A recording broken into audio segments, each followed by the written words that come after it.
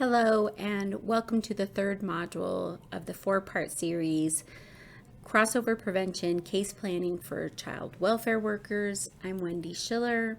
I'm a Senior Program Manager at the National Council of Juvenile and Family Court Judges, and I'm going to serve as your faculty for Module 3. In Module 3, we'll spend a good deal of time making connections to Module 1 and 2, basically learning about what to do once warning signs are identified. Remember from Module 1, those warning signs or pathways into the juvenile justice system include mental health and substance use, receipt of mental health or substance use services, repeat maltreatment, multiple placements, truancy, discipline, academic performance, and special education needs. In Module 2, we learned how strengths, needs, socio-historical context can impact a youth's likelihood of crossing over into the juvenile justice system.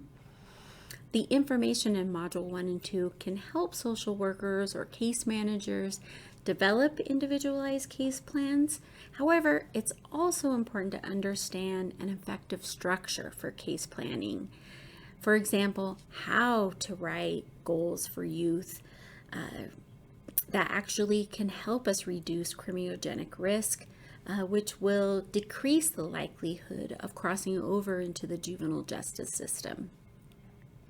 In Module 3, we will learn about our role in case plan development and management and practice writing effective case plan goals. Before we begin Module 3, let's go over several learning objectives. Even though this is an asynchronous training, you will be given time to practice the skills covered in Module 3. We will go back to the case study with Ruben and begin using the information shared in Modules 1 and 2 to help Ruben set achievable goals that actually reduce his risk of crossing over to the juvenile justice system. So by the end of Module 3, you will be able to define the role of the case manager in service referrals, delivery, and management, illustrate how to develop an effective case plan, and demonstrate how to monitor progress on case plan goals, as well as engage youth in service delivery. Let's start first, though, by thinking about our current practice or how we work with youth on our caseload. So begin thinking about some actual policies or procedures that you follow when referring youth to services and following up on engagement in those services. It's important, I think, right now to reflect on that current practice so that as we move through Module 3, you'll be able to make some connections to the techniques that you're learning that can increase your capacity to engage in effective case planning and management for youth to the current practices that you are using right now. So take a moment. You can review in your workbook. It's also here on the screen, and I want you to mark all the practices that apply.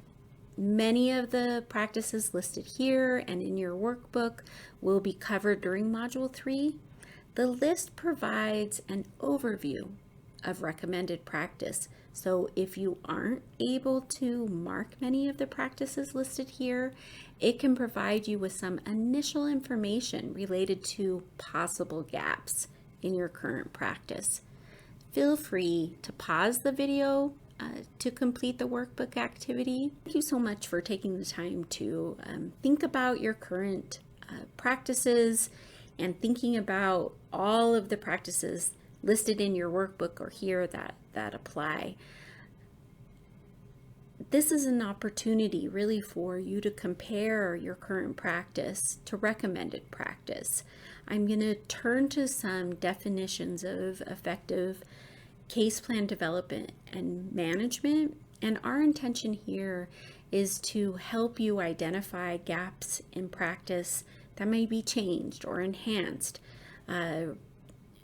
in terms of effectively using case planning and management as a tool to reduce criminogenic risk to offend, as well as a tool to decrease the pathway that may lead to crossing over to the juvenile justice system.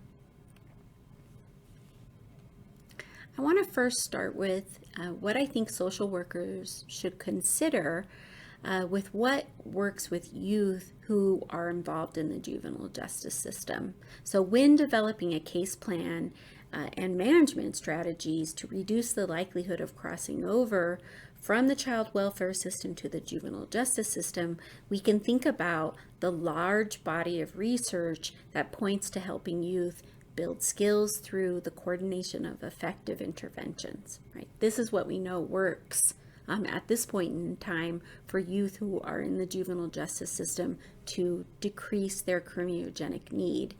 And so it's particularly helpful for social workers to understand this and understand the interventions that are evidence-based that can help youth build these skills. And these are interventions that are restorative in nature, for example, restitution or victim offender mediation. These interventions help youth build skills, for example, cognitive behavioral therapy or developing social or life skills. These are interventions that provide counseling or other therapeutic approaches, and these interventions are intentionally coordinated through strategic case management activities. I want us to keep in mind that this body of research isn't simply based on one or two studies done in the juvenile justice system. It's built on an extensive meta-analysis that includes over 548 studies ranging from 1958 to 2002.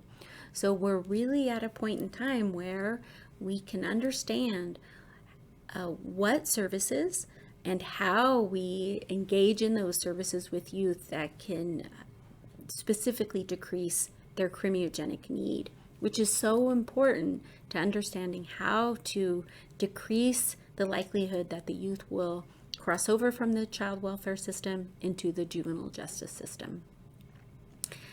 In summary, if warning signs are identified for the youth who are on your caseload, the role of the social worker includes moving beyond brokering services for youth that are using effective case planning management strategies to identify strengths, needs, socio-historical contexts, identifying barriers and obstacles, identifying cultural and developmental engagement needs. This is taking what we know works in the juvenile justice system and putting it into the context of working with youth in the social welfare system, in the hope that if we embark on this case planning and management strategy to reduce criminogenic needs, we will reduce the likelihood of the youth crossing over into the justice system. In the upcoming slides, I'll discuss the difference as well as the similarities between case planning and management, and I'll introduce a methodology to use when developing an effective case plan. Case planning and management are interrelated activities that can help us identify needs, engage youth in services, and better understand if and how interventions are working as intended. Case planning is driven by a needs assessment, and it helps us identify criminogenic risks or the warning signs that we discussed in Module 1. It's when attainable goals are developed and agreed upon. It's when we identify contingency plans so that we can effectively respond to lack of progress or engagement during case management meetings. Now, case management is ongoing and it occurs over a period of time.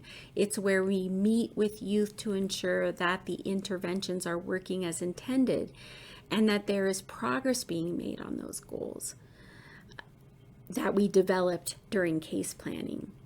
In case management, we're able to measure progress on those goals through an objective process. It can help us understand reductions or increases in risk through reassessment.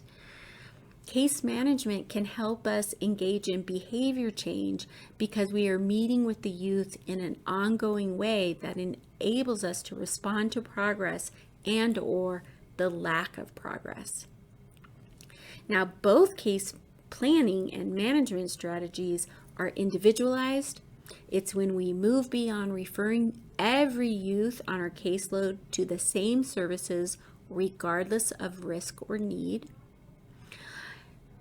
Both case planning and management should include youth voice and choice in determining what needs to prioritize or what type of services they feel they need. Both case planning and management strategies are comprehensive in that we engage in understanding the strengths, the needs, and the socio-historical context that impact a youth's ability to engage in the services being coordinated. Both case planning and management are flexible in terms of understanding that priorities, needs, services, or interventions can shift over time. It's important to consider an order to the process itself. Certain tasks or activities come before others, and in some cases, one cannot be done before the other is completed. For example, to truly be individualized, referral to services or interventions should occur after an assessment is completed. I'll discuss using assessments to individualize service over the next few slides, but I'd like to conduct a quick knowledge check before I move on.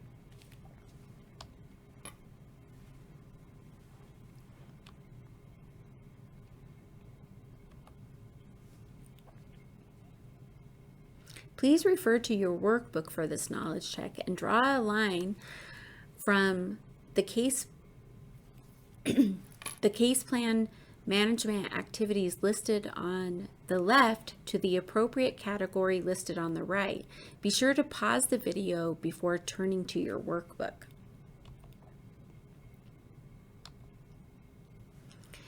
Thank you for matching the case planning and management activities. The solutions are given here. So yes, when we identify needs through an assessment, we are engaging in case planning activities. When we are monitoring progress on goals, we are conducting case management activities, but we should include youth voice and choice in both case planning and management activities. Let's move on to the practicalities of developing an effective and individualized case plan for youth who are at risk of crossing over into the juvenile justice system.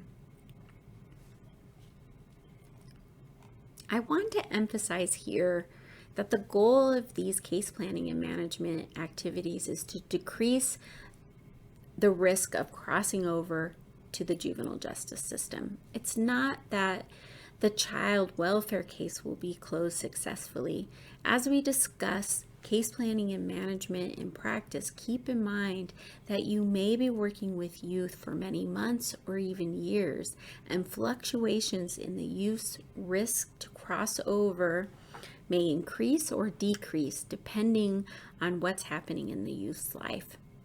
The strategies that we will go over in Module 3 should help you identify the risk of crossing over and be able to decrease that risk. An effective and individualized case plan begins and ends with assessment. We use assessment results to prioritize risk behaviors, life functioning, strengths, behavioral and emotional needs. Once those needs are prioritized, we can begin case planning or setting attainable goals that help youth engage in the services or interventions that will help us reduce the risks identified.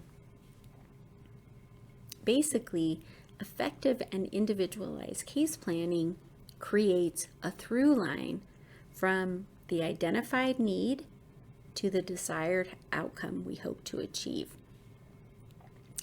Let's go to our case study and begin to prioritize needs for Reuben webinar. Let's start with addressing the behavior and emotional needs for Reuben so we can stabilize his meds and ensure that Reuben is safe. Recall that the CANS assessment reports included several priorities under behavioral emotional needs domain. Go to your workbook under Part 3, Reuben's behavioral emotional needs, and list the areas that were scored as a 2, interferes with functioning, action needed. Then we will come back and discuss creating a through line from the prioritized need to the desired outcome we hope to achieve through the services and interventions that we recommend. Be sure to pause the video before turning to your workbook. Thank you for taking the time to engage in Reuben's case study and considering his behavior and emotional needs.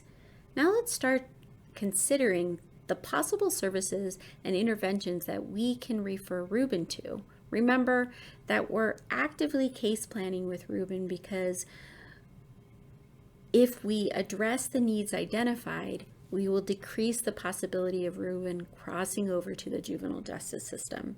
Therefore, we need to ensure that we are reducing those needs.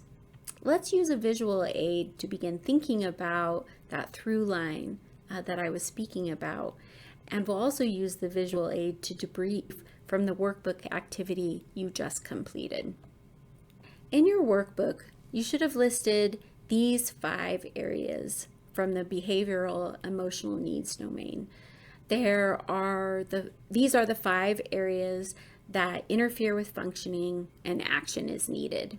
On this slide, I have highlighted the 5 areas to help us better understand what I mean by creating a through line from the prioritized need to the desired outcome.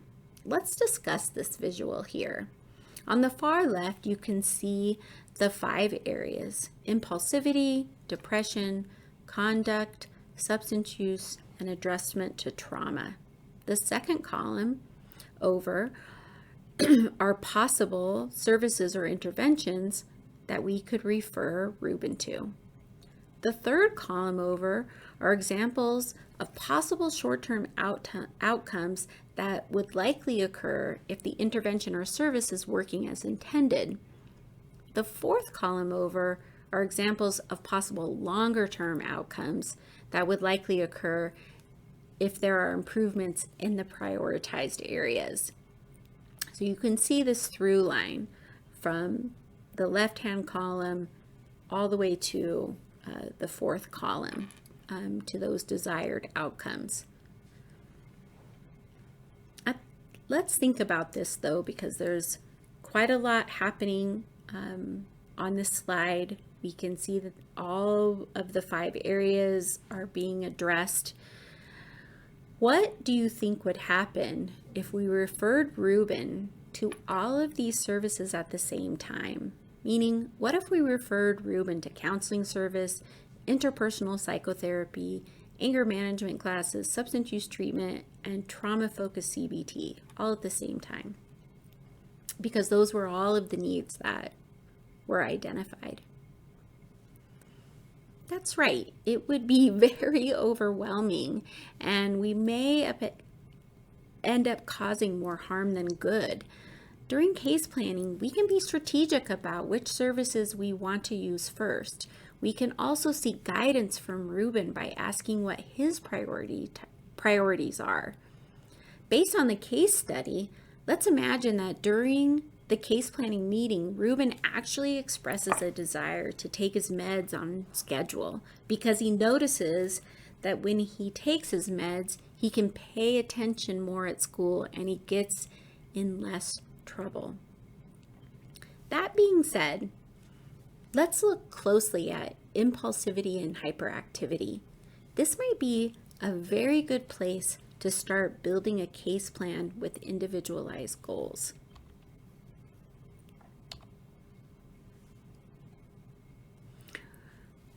So Ruben has a psychiatrist, but he isn't in counseling.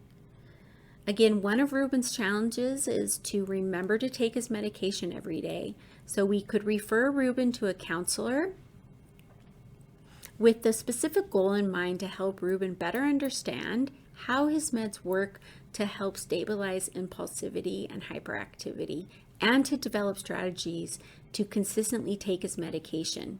From that through line, we see that if we target that behavior with a specific service and create a goal around it, it increases the likelihood of a successful outcome.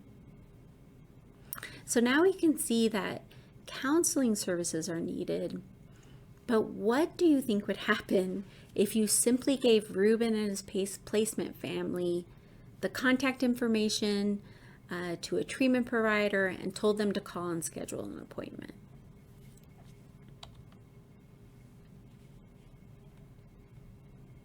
Right. I think we run the risk of the youth and family not engaging in the service at all because of several reasons, right? I have a few reasons highlighted here on the screen. Maybe even though during case planning, the Ruben and the placement family sort of agreed, maybe they really don't see the need for the service because it wasn't fully explained. Maybe they've actually worked with the service provider before and they had a bad experience.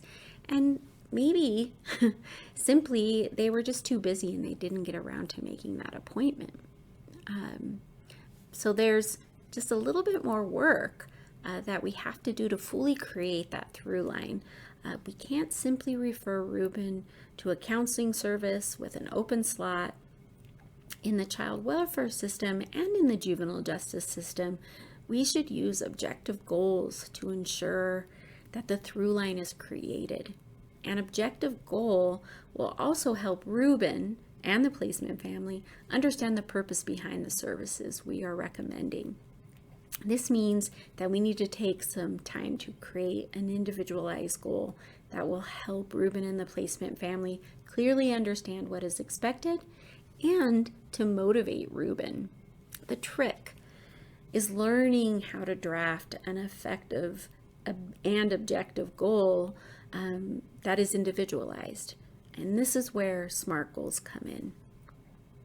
Let's take some time to discuss and translate the use of SMART goals in the child welfare system. When we're working with youth at risk of crossing over, I think it's important to think about the structure around what a SMART goal really is.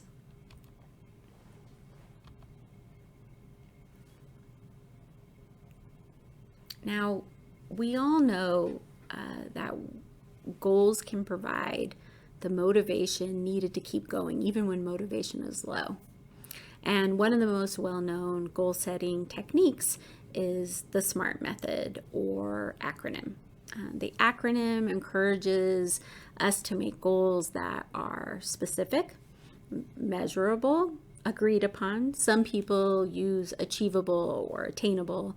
I have attainable here. Realistic. Some people say relevant, which is what we have here, and time-bound. Now, it's generally accepted that the SMART acronym was first written down in 1981 in Spokane, Washington. George T. Duran, a consultant and former corporate planning, director of corporate planning for Washington Water Power Company, published a paper titled "There's a SMART, S-M-A-R-T, a way to write management goals and objectives." In the child welfare and juvenile justice context, developing SMART goals or using the SMART methodology can help us create that through line that I was speaking of a few slides ago. The need this through line, remember, can help us directly line up the prioritized need to the desired outcome.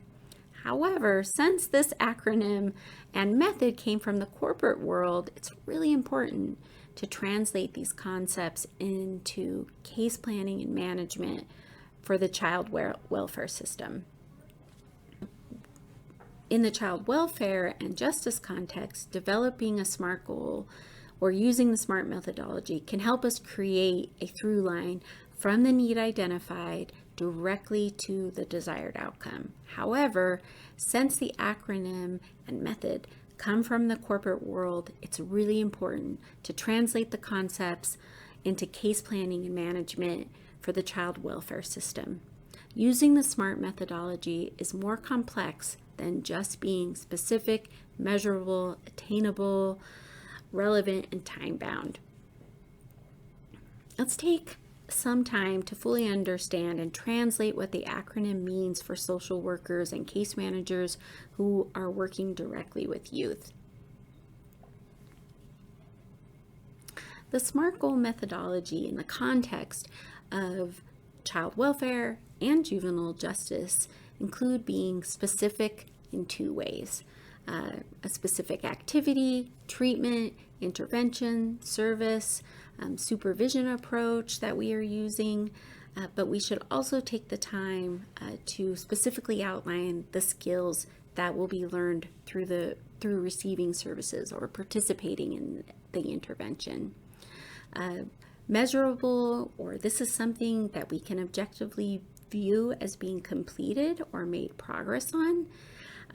In terms of attendance, are the youth actually going to the service intervention as directed? We can also measure completion with a certificate, or we can measure reductions in risk or need. Recall from Module 1 that there are dynamic risk needs that are potentially changeable. So if the interventions and services are working as intended, we should expect to see reductions in risk and need. Attainable in the child welfare system and in juvenile justice context, we should understand if the youth can actually engage in the services and interventions we are recommending. Do they have the capacity to participate fully in the intervention? Is it developmentally appropriate? For example, if the intervention has a reading-writing component, we need to make sure that the youth has a reading-writing level sufficient enough to fully engage in that intervention. Is the youth motivated to attend? Are there any external factors that may cause barriers to participating in this intervention? For example, transportation issues. Figuring out if the goal is relevant, first and almost a given, did we identify the need or risk via a validated assessment, and make referrals to services based on that information. Ensuring that the specific intervention, pro-social activity, or service is relevant means ensuring that there is a through line between the prioritized risk and need to the intervention that is being recommended to the desired outcomes. For example, what if we referred all youth on our caseload to anger management classes regardless of their behavioral health needs? If we did this, we would end up wasting resources, but more importantly, we may end up causing harm by sending a youth to anger management classes when they're not needed. It's not a learning opportunity, rather it's an intervention that helps youth who have anger control issues. And this is also where voice and choice comes into play. We should take some time on the front end to listen to youth, allow them some ability to make some decisions. For example, you might allow them to choose between different providers or different interventions, or choose the day and time that they meet for case management meetings.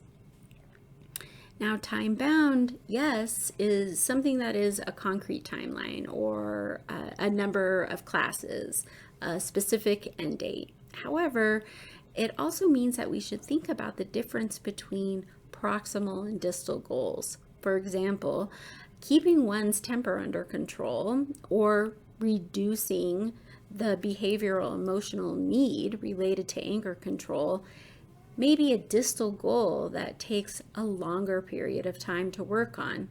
The proximal goal associated with that distal goal could be to simply attend anger management classes once per week for the next 8 weeks. Taking time to draft a case plan using the SMART methodology can help you fully understand what is expected, and it can help case managers objectively understand progress in terms of reduced risk and need, and thereby reducing the risk of crossing over from the child welfare system to the juvenile justice system. With all of that in mind, let's review a developed goal for Ruben. I used the case study to build the example. Remember that we prioritized addressing Ruben's behavioral and emotional needs and want to specifically address Ruben's impulsivity and hyperactivity. In your workbook, under Activity 3.4, Goal Development, to address behavioral and emotional needs, Part 3A, Ruben's SMART Goals, we have added to Ruben's case study. Let's take time to read through the case study so that you're able to follow along with the developed goal. You can follow along in your workbook as I read through the case study for Ruben. Now remember, we know that Ruben has been diagnosed with ADHD and has a psychiatrist, but he isn't in counseling. One of Ruben's challenges is to remember to take his medication every day. We could refer Ruben to a counselor with the specific goal in mind to help Ruben better understand how his meds work and to help stabilize his impulsivity and hyperactivity, and to develop strategies to consistently take his medication. But we also need to consider the other needs that are interfering with Ruben's functioning. In addition, Ruben lives in a rural community with limited treatment services. However, we have access to a mental health clinic in a larger city that is 20 miles away. The clinic utilizes telehealth strategies to work with clients who are living outside of the city. We have worked with this mental health clinic before to provide cognitive behavioral therapy to youth who are suffering from a wide range of mental health and substance use problems. The clinic does recommend one in-person visit on the front end to increase engagement, so we'll need to plan to give Ruben a ride. We also need to figure out if Ruben has access to a computer and Wi-Fi. From the information found in the case study, we can develop a case plan goal using the SMART methodology. Let's take some time now to review the SMART goal that was developed.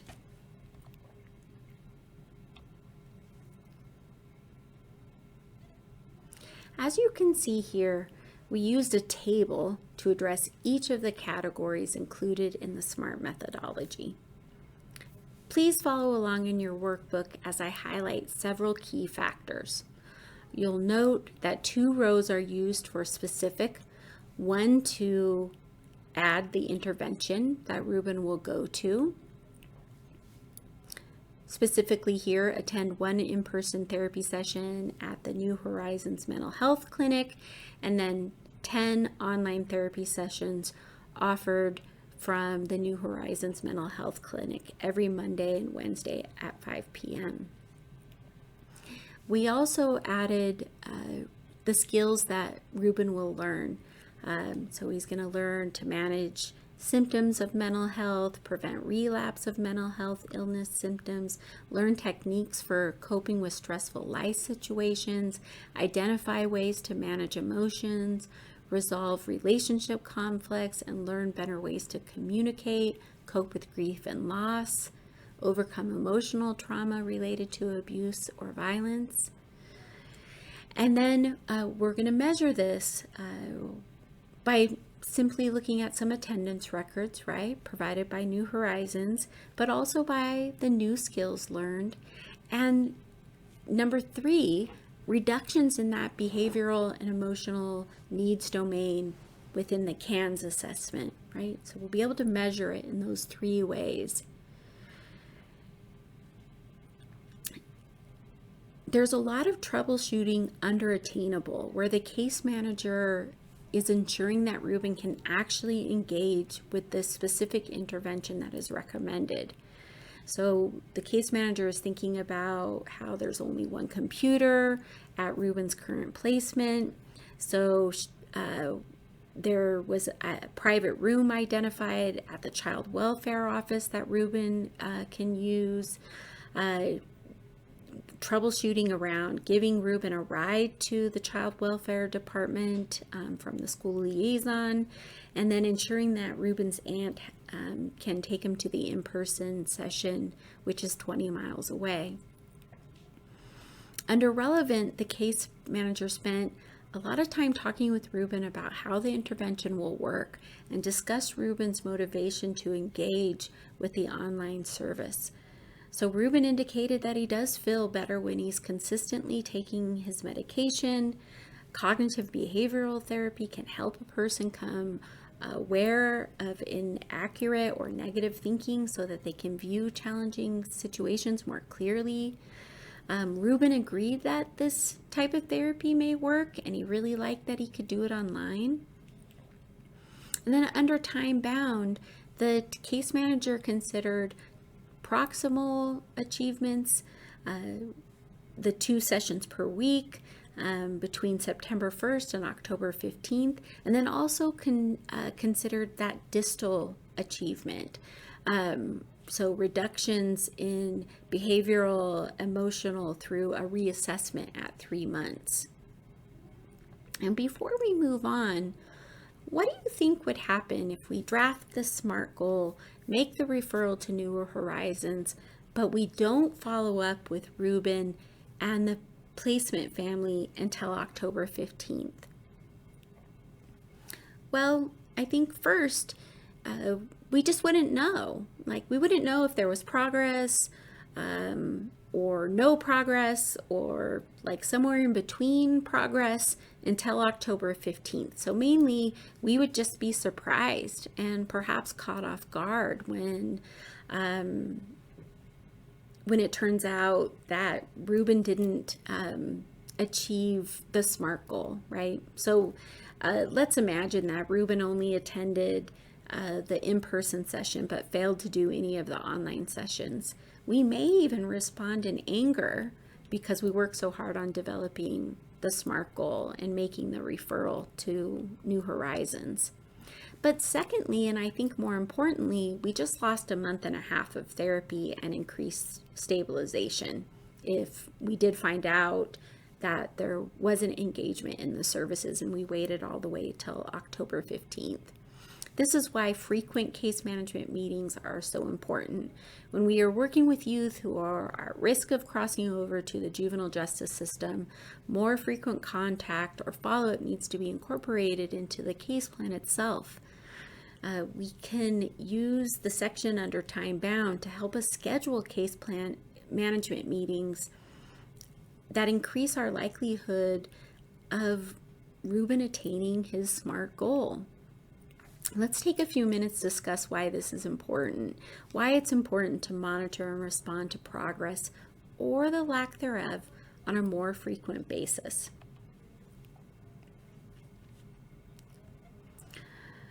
Recall when we were talking about the definitions for case management, that case management is ongoing, it occurs over a period of time, it's where we meet with youth to ensure that interventions are working as intended, it's where we can identify progress being made on the goals that were developed in case planning. We can measure this progress through several mechanisms, attendance in that intervention or service, or perhaps in reductions in the need. We can do this because if we put together some ongoing, or we schedule ongoing case management meetings, we can measure this progress in an objective way. It can help us, case management can help us engage in behavior change because we are meeting with youth in an ongoing way that enables us to respond to progress and the lack thereof. Monitoring progress through case management really can help us identify barriers more quickly, whether or not the interventions are working. And that includes thinking about, does Ruben feel comfortable at the intervention? Is it a safe space? Are they able to get there? It helps us build relationships with youth and families. When we are scheduling frequent case management meetings where we're monitoring and responding to progress on case plan goals, we can increase trust, build those relationships, because it gives us an opportunity to highlight strengths and successes on a more regular basis. In summary, it just helps us be more proactive. We can just address barriers, but successes in a more timely manner. And that's really important to that behavior change. This is all about building relationships and being that change agent for the youth on our caseloads. This makes the best use of our time with youth and families. So if we're having those case management meetings where we can pull out that case plan goal and review it and better understand where we are at, because we took the time on the front end to develop a SMART goal, we can figure out if it's still relevant, if it's still attainable. If successes are made, it's an opportunity to begin working on something else to help build more skills, additional skills, begin addressing other needs that have been identified.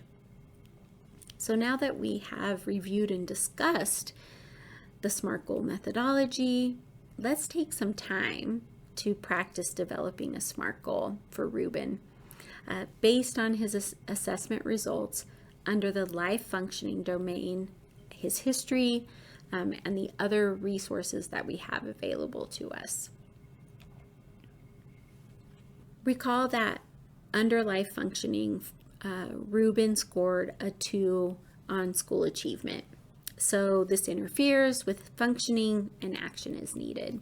In your workbook, you'll find that we added to the case study.